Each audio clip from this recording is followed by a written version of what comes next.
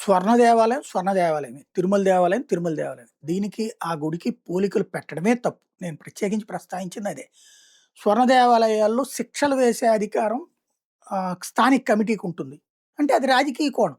అక్కడ అకల్ తఖ్త్ ఉంటుంది. అక్కడ ఉన్నటువంటి మత పెద్దలతో కూడినటువంటి కమిటీ. ఇక్కడ మనం వేసేదేమో రాజకీయ కమిటీ. దానికి దీనికి చాలా తేడా ఉంటుంది. ఇంకొక పాయింట్ ఏంటంటే, స్వర్ణ దేవాలయంలో అన్యమతస్థులు అనేదేమీ లేదక్కడ. అందరం వెళ్ళొచ్చు, దర్శనం చేసుకోవచ్చు. అదే సందర్భంలో ప్రసాదాలు ఇవన్నిటికి సిస్టమ్ ఉంటుంది. ఇక్కడ కూడా చట్టపరంగా చర్య ఉంటుంది. చట్టపరంగా తీసుకోవాల్సిన చర్యల్ని రాజకీయపరం వైపుకి తీసుకెళ్ళటం తప్పవుతది. తిరుమల తిరుపతి దేవస్థానం సంబంధించి తప్పు చేస్తే ఇప్పుడు క్రిమినల్ యాక్షనే కదా తీసుకుంటోంది ఆ ఉద్యోగుల మీదన. అలాగే శాఖాపరమైన చర్యలు తీసుకుంటున్నాం కదా! క్రిమినల్ కేసులు కూడా పెడుతున్నాం కదా! ఆ హక్కుంది. అక్కడ ఆళ్ళు అట్ట చేయరు. రాజకీయ శిక్షలేస్తారు. ఏది గుళ్ళో ప్రసాదాలు పంచాలి, ఊడవాలి, తుడవాలి ఇట్లాంటిది. అది చేస్తే రేపు పొద్దున ప్రయోజనం ఏముంది? కఠినంగా శిక్షించాల్సిన చోట అట్లా చేస్తే? ఆళ్ళని అది రాజకీయంగా అవమానించుకోవడానికి దీనికి మాత్రం పనికొస్తుంది. కాబట్టి ఆ గుడికి, ఈ గుడికి పోలికలు పెట్టకుండా ఉంటే బెటర్.